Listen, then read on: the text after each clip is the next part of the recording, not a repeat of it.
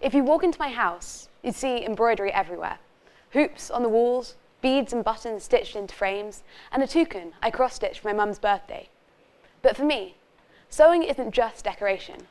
It's a thread, a connection, a story that ties me to my family, to history, and maybe even to you.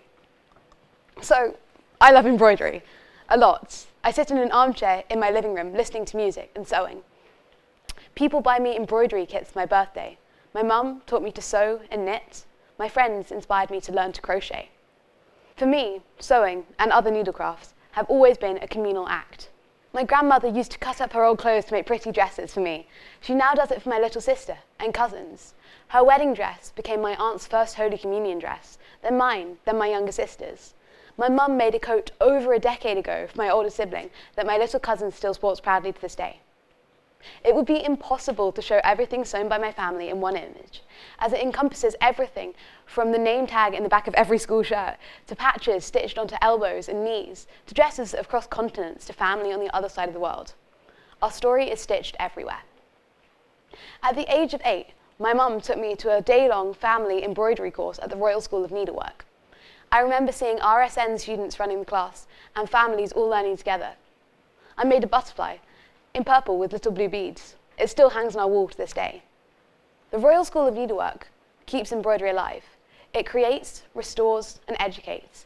It's a living thread, one that ties women making chair covers in the 1500s, families learning to make, do, and mend during the Second World War, myself in 2018, and hopefully generations still to come. An important part of staying connected is remembering our history. Sewing does this in really crucial ways, from small pieces detailing what day-to-day life used to be like, to much larger scale pieces like the bio-tapestry, or more recently, the overlord embroidery.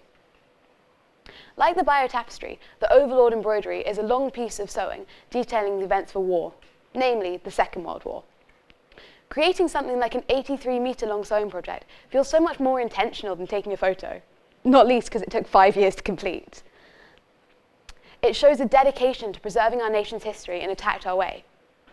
And it looks awesome, too. Not all historical records are so intentional, though, and the Changi quilt's a really interesting example of this. Who here knows what happened in Singapore during the Second World War? Who here thought a talk on sewing would get so dark? While I can't use sewing to explain away the second one, the Changi quilts show what people really valued in the darkest times of their lives. In prisoner of war camps, women wanted to show their fathers, husbands, brothers that they were okay. They each stitched a square, a message to say, "I am still here," which were then bound together into a large quilt. The connection between these women, who may have had nothing in common except the quilt they made together, between them and their family who received the quilt, and between them and us today, speak to sewing as a powerful point of connection. Now, my friends may not agree with this, but I call myself a romantic. Or at least what I've given you today has been a highly romanticised history of why people sew. Most sewing throughout history has been purely practical. No matter where you come from, every part of the world has some form of sewing to make clothes. In Japan, they have a method called sashiko, which is somewhere between sewing and quilting. Considering it has been around since at least the 1800s, I feel a thread of connection between my mother, making a cushion using sashiko techniques, and a history and culture far removed from us. The visible mending aspect of it draws to mind, for me, kintsugi, which is fixing pottery but using gold leaf to highlight the cracks instead of hiding it, and the geometric shapes of the stitching remind me of blackwork, a style of stitching brought over to Tudor England, or so it is claimed, by Catherine of Aragon. And having tried blackwork myself, I feel woven in, too. Whilst it was time that made sashiko international, nowadays anything can be international via the internet. Like crochet's renaissance on TikTok, sewing continues to this day. Who here has been to West Norwood Library? Or more plausibly, the cinema there. At West Norwood Library, they had a pop-up called Stitch School, where they created a large piece of fabric called the supper cloth, which everyone was inspired to add and sew their own motifs to. Not only did I, my mother, and my little sister add something there, but while we were there, other families with their own children added something, and as we were leaving, we found out that the supper cloth was only beginning its journey around the UK, tying everyone who touched it together.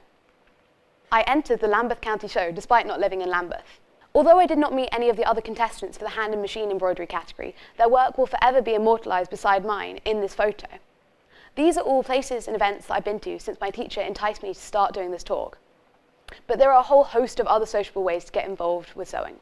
And even if you're not feeling sociable, I'm sure whoever sews the buttons that come off back onto your school shirts would be really glad if you could do it too. Ultimately, a needle and thread may seem small, but they have the power to stitch connection across time, across history, and across culture. So while a stitch may seem ordinary, it has the power to create something extraordinary. Thank you.